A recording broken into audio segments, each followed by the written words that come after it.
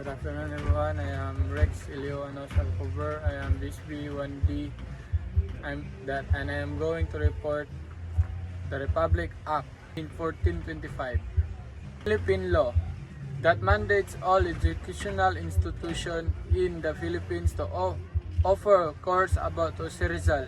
The Jose Rizal law was emphatically opposed by the Catholic Church in the Philippines, mostly due to the anti-secularism in Rizal books, No Limitangiri and El Filibusterismo. Next is Rizal life and works. This is the basic information of Rizal. Rizal's complete name is Jose Potasio Rizal Mercado Walia Alonzo Rialonda. Jose Rizal is the national hero of the Philippines. He was born on June 19, 1861 in Calamba, Laguna, and died on December 30, 1896 in Manila, Philippines. And next is the timeline of Rizal's childhood and early education. In 1861 to 1870, Jose Rizal's first instructor is his mother, named Teodora Alonzo Rialonda. She taught him to read and pray and motivated him to compose poetry. He was also later taught Spanish and Latin by private tutors. After that, he was assigned to private schools in Binyan, which was the start of his formal education. And next, in 1872 to 1877, Rizal began his secondary schooling at the Ateneo Municipal de Manila when he was 11 years old. In courses like philosophy, physics, chemistry, and natural history, he received top grades. He read books, composed poetry that won awards, even play called Junto al Pasig. While attending his school, he also developed his long-time hobbies in drawing, painting, and clay modeling. In 1877 to 1882, Rizal eventually graduated from the Ateneo Municipal with a degree in land surveying and appraisal while studying philosophy and letters at the University of Santo Tomas, which he also took medicine. In 1878, he also went to Europe to study in licentiate in philosophy and letters and ophthalmology and Universidad Central de Madrid. In 1883 to 1884, after finishing his medical course, he started traveling to European and ASEAN countries. The first country he visited at that time was Spain, followed by Europe, Ceylon, current known as Sri Lanka, Italy, France, Barcelona in Spain, Paris and France, Madrid in Spain, as so on. In 1885 to 1887, he the Universidad Central de Madrid, where he also studied philosophy and literature. Rizal obtained his licentiate in medicine. He had the idea from No Limitangiri while he was in Madrid. He also studied at the University of Paris and finished his specifically training at the University of Heidelberg in 1887. Rizal's publication of his first book in Berlin also occurred in that year as well. Lastly, in 1887 to 1888, to pursue his profession, Rizal removed to the Philippines, and he was either to treat his mother eye, while also treating young Filipinos, introducing European culture. Afterward, on another trip to Europe, he went to London to conduct historical research on the Philippines. Next, the family tree of Dr. Jose Rizal. First, his father's name, Francisco Mercado, and his mother's name is Teodora Alonzo. Rizal have 10 siblings named by Saturnina Rizal, Pasiano Rizal, Narcisa Rizal, Olympia Rizal, Locia Rizal, Maria Rizal, Concepcion Rizal, Josepa Rizal, Trinidad Rizal, Soledad Rizal. That is the 10 siblings of Rizal. Next, course he undertaken in the Philippines and foreign countries. In the Philippines, Rizal studied medicine and philosophy at the University of Santo Tomas. In the foreign countries, he attended the Universidad Central de Madrid and pursued a degree in medicine and philosophy and letters. And next is the 5 poems he wrote. First is the Mi Ultimo Adios, My Last Farewell.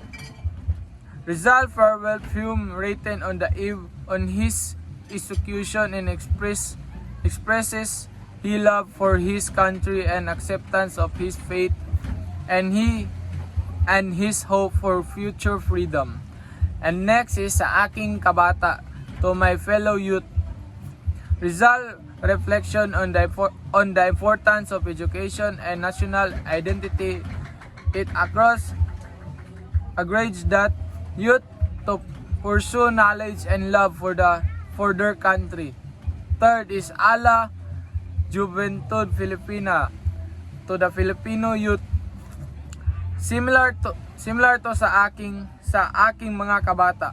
This poem calls on the youth to rise and fulfill their duty in their country and highlights the potential of the Filipino youth to bring about positive change. Fourth, the Himo al Trabajo, Hymn to Labor. Rizal tribute to the dignity of labor and the importance of the hard work in nation building, and emphasizing the value of honest labor in uplifting the nation. And lastly is the Kundiman, a love song expressing deep longing and affection of Tain, interpreted allegorically as Rizal love for his country. It reflects the statement of love and devotion of the Philippines. Next, Noli Me Tangere tells the story of one Crisostomo Ibarra who returns to the Philippines after studying in Europe. He seeks to bring progress and social reforms to his hometown, but encounters resistance from the abusive farmers and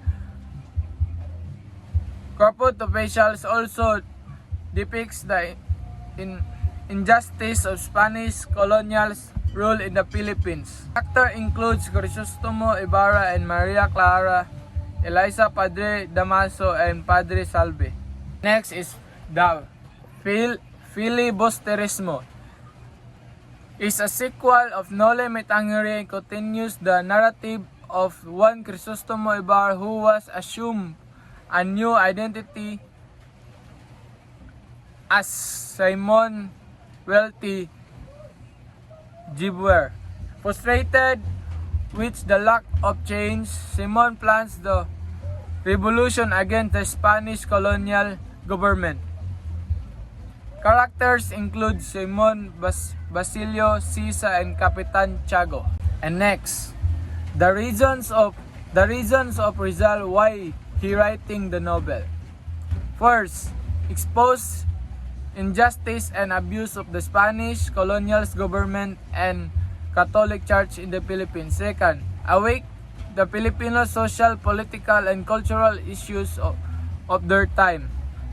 Next, inspire advocacy for reforms and national identity.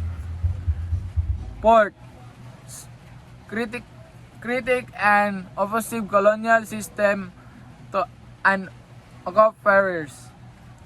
Next, address utilities faced by Filipino under Spanish rule. Next, foster and sense of the national concerns of unity. And lastly, encourage Filipino to strive from independence and self-determination.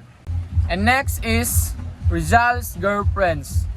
First is Segunda Katigbak, live in Dalipa, Batangas, was born in 1863. Rizal saw her during his visit in maternal grandmother place. Rizal claimed that he blushed everything Segunda Katigbak sets eye on him. Rizal made pencil sketches for her. Rizal's age is 16 when he met Segunda. Their relationship was ended when Segunda left before Rizal could declare his love. Next is Leonor Rivera. Leonor Rivera was born in April 11, 1867. Was the daughter of Antonio Rivera and Silvestra Bauzon. Was the childhood sweetheart of Jose Rizal. Leonora Rivera and Rizal first met in Manila when Rivera was only 13 years old. Their correspondence began when Rizal left a poem for Rivera saying farewell. Rivera was the greatest influence in preventing Rizal from falling in love with other women while Rizal was traveling outside in the Philippines.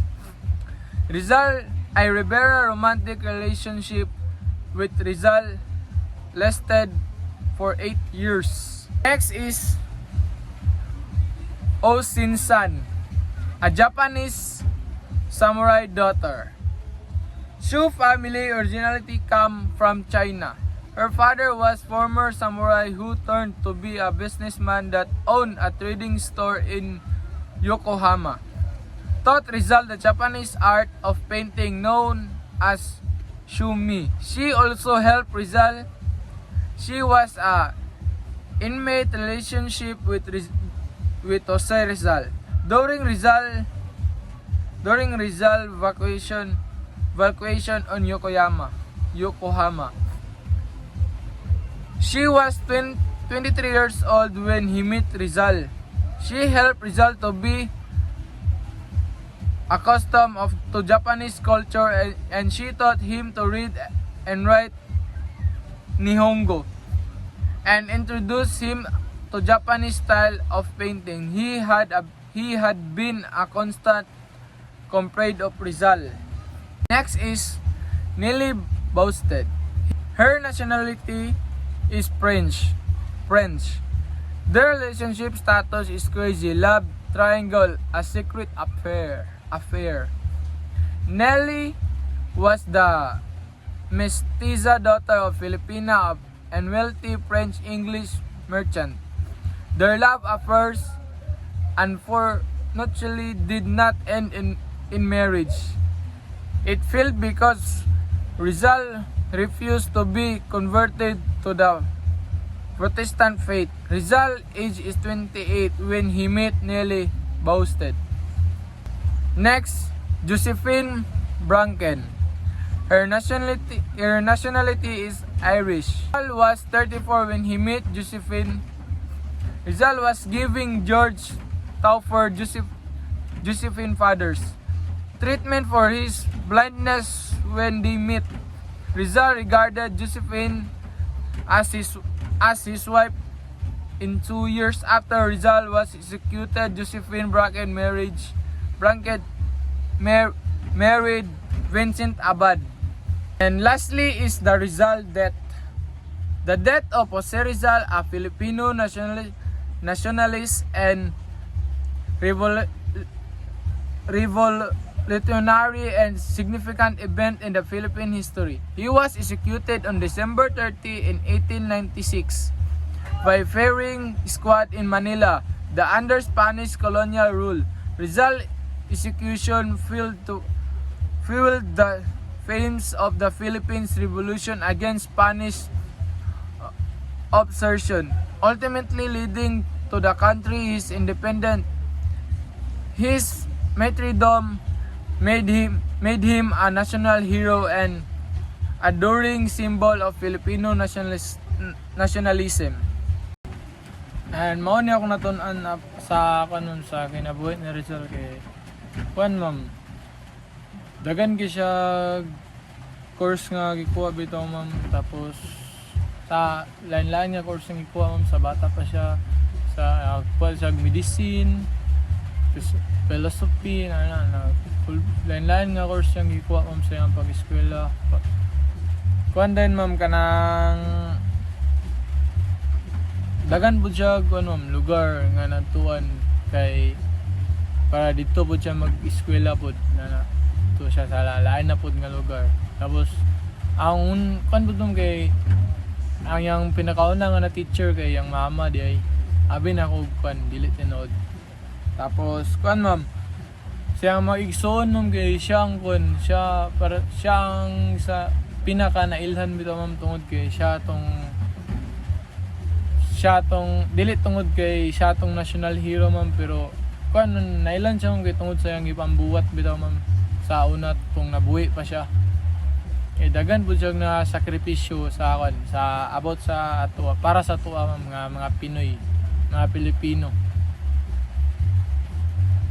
Tapos para sa ko ma'am kay dili ba siya ng edad nga dili ba siya ng edad para makatuon ngayon. Para ka Rizal ma'am, bata pa kay siya ma'am, nag-travel na siya sa bisag asa, nag-eskwela siya dito.